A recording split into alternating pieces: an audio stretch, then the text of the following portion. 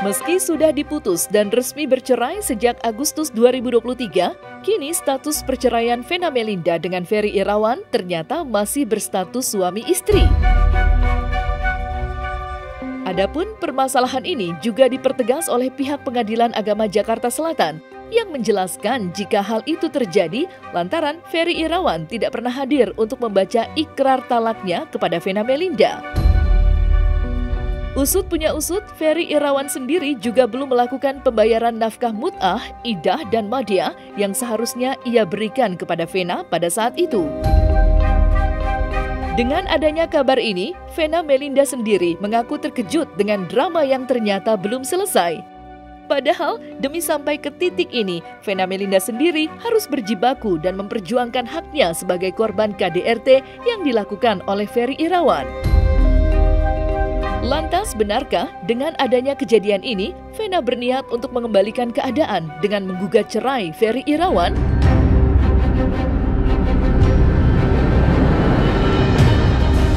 Pernikahan Ferry Irawan dan Vena Melinda.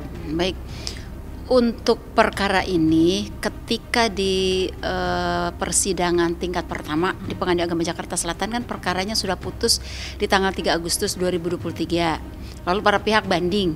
Ketika banding, tanggal bandingnya tanggal 18 Agustus 2023. Kemudian putus dari putusan Pengadilan Tinggi Agama Jakarta atau tingkat banding yaitu tanggal 3 Oktober 2023. Ya. Lalu kan karena sudah putus maka para pihak diberitahukan isi putusannya bahwa itu isi putusannya.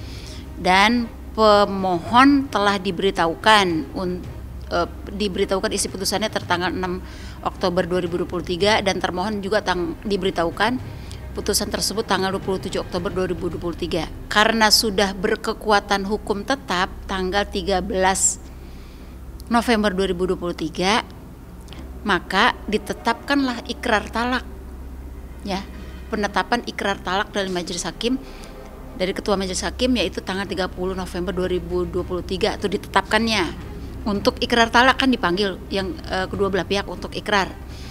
Tetapi tidak melaksanakan ikrar tersebut.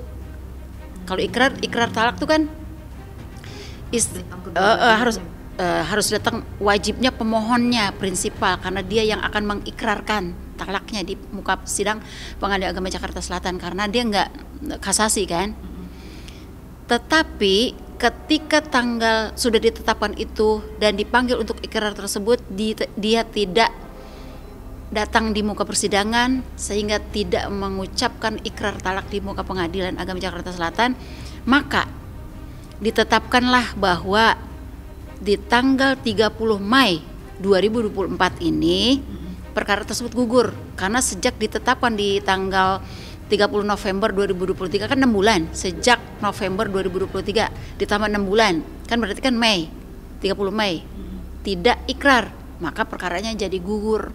Telah ditetapkan bahwa perkara tersebut telah gugur tanggal 31 Mei 2023 sehingga yang bersangkutan statusnya tetap masih suami istri. Makanya itu kan bersamaan antara ikrar dengan pembebanan biaya yang mesti dibayarkan oleh pihak pemohon ya, atau dalam hal ini suaminya.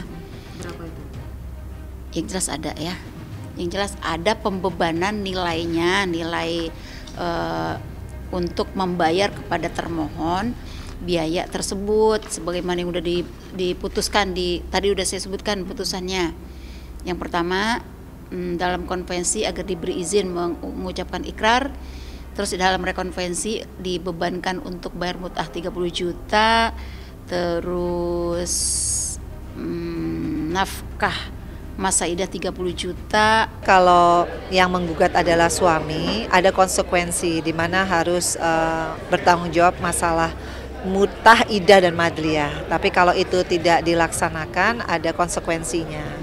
Mungkin konsekuensinya terhambat di ikrar, ya saya kurang mengerti, tapi kurang lebihnya dijelaskan seperti itu gitu. Jadi akhirnya karena tidak dijalankan kewajiban, ada konsekuensi sehingga ikrarnya pun tidak bisa dilakukan dan tidak hadir kan pada saat itu. Ya kalau tidak hadir ya berarti tidak ada ikrar gitu. Jadi kalau nggak ada ikrar ya gantung. Pas gantung juga kalau saya lihat kan ada durasinya tuh. Ya udah 6 bulan durasinya lewat ya berarti ya angus, ya berarti sayalah yang harus menggugat cerai. Yang pasti insya Allah dalam waktu dekat ini ada Mas Sandy Arifin sebagai lawyer saya untuk menggugat cerai di PA Jakarta Selatan. Itu aja sih, insya Allah, karena kan lagi buat draft ya. Saya juga ingin selesai, tapi saya udah belajar sabar ya, bahwa semua itu pasti ya, kalau kita berbuat baik ada imbalannya. Kita nggak berbuat baik pun ada imbalannya. Jadi sekarang saya lagi melatih diri saya untuk tidak heboh atau tidak pusing dengan apa yang dilakukan orang lain terhadap saya. Even though itu mungkin tidak mengenakan saya. Tapi saya ingin fokus sama diri sendiri, sama anak-anak, untuk tujuan bahwa nanti saya akan melewati ini dan insya Allah dapat pahala dari Allah. Pokoknya saya selama 7 bulan ini banyak sekali yang saya pelajari. Banyak sekali saya hanya mengambil hikmahnya aja. Karena kan saya itu di dalam banyak belajar lah. Saya nggak mau pelajaran saya di dalam itu sia-sia. Makanya saya tadi bilang kalau saya bicara, insya Allah bicara saya sekarang jadi manfaat. Kalau pun saya diam saya menjadi pahala. Karena kan setelah saya pelajari juga seperti yang di surat Al-Baqarah ayat 216. Boleh jadi engkau membenci sesuatu. Ini firman Allah ya. Padahal itu sangat buruk untukmu. Dan boleh jadi engkau membenci sesuatu, padahal itu sangat baik untukmu. Sungguh aku maha mengetahui segalanya, sedangkan kamu tidak mengetahui apa-apa. Tak dapat dipungkiri, jika adanya masalah ini bisa saja membuat hati Vena Melinda kembali terluka ketika ia harus berjibaku kembali dengan sosok lelaki yang pernah melukai hati serta fisiknya. Ya, jika mundur ke belakang, keretakan rumah tangga yang terjadi antara Vena Melinda dan Ferry Irawan berawal dari tindak kekerasan yang dilakukan oleh Ferry di awal tahun 2023 lalu. Atas tindakan tersebut, Vena Melinda langsung membuat laporan polisi dan berhasil menjebloskan Ferry Irawan ke dalam jeruji besi. Lantas, seperti apakah curhat Vena Melinda setelah ia harus berhadapan kembali dengan Ferry, padahal dirinya sudah move on dari masa kelamnya itu? Benarkah Vena akan segera memikirkan jodoh setelah ia menyelesaikan masalah ini?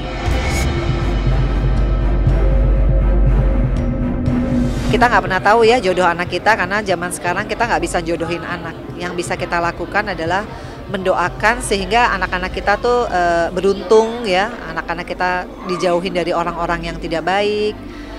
Itu aja sih. Kalau jodoh tuh pasti dikasih sama Allah yang terbaik gitu. Saya harus selesaikan dulu nih, yaitu menggugat cerai. Nanti kalau itu udah selesai ya insya Allah nanti pikirin Fania ya, karena Fania masih kecil. Tapi kalau jodoh saya sih udah nggak terlalu yang mesti bagaimana, nggak. Kita sudah berbuat yang terbaik ya, dengan niat yang baik. Tapi kalau hasilnya mungkin belum seperti yang kita inginkan, artinya itu ujian kehidupan. Dan saya sering dengar beberapa tausiah kalau kita mendapatkan ujian kehidupan itu bukan berarti nggak ada pahalanya. Itu ada pahalanya sebenarnya. Jadi kita nggak boleh kecil hati. Ya kalau saya di sini kan udah saya lewatin semua ya proses hukumnya dan sudah terbukti, sudah menjalani juga kan yang bersangkutan di Kediri ya. Jadi buat saya apa yang saya perjuangkan itu ya nyata. Tapi kita harus fight ya, kita harus punya rasa percaya diri bahwa apa yang menjadi hak kita ya kalau kita effort kita akan mendapatkan keadilan itu gitu. Tapi kita harus firm ya, jadi nggak boleh mentalnya nggak boleh jatuh. Karena kalau kita nggak berpikir positif, kita akan sedih kan. Nah kita nggak boleh sedih karena kita masih ada anak, saya lah anak kecil ya Fania. Ya saya harus kuat, harus sehat. Jadi saya switch semuanya dengan oke, jangan tanya kemarin kenapa, kedepannya mesti apa. Saya lebih banyak istighfar, minta ampun, introspeksi apa yang sudah saya kerjakan selama ini. Dan pada saat saya menemukan hal itu, kita hidup kan mencari ridhonya Allah. Sementara Allah itu ridho, kita ada di pesantren. Kenapa saya harus seperti orang yang menolak ketentuan dan ketetapan Allah. Jadi saya jalani ketika saya menerima semua. Memang tidak mudah, menuju keikhlasan itu tidak mudah. Pengorbanan yang luar biasa, lahir batin. Tapi ketika saya menerima semua dengan ikhlas, bukan di mulut ya, di hati, dan saya sudah memaafkan semua yang menzalimi saya dan ibu saya dan keluarga saya.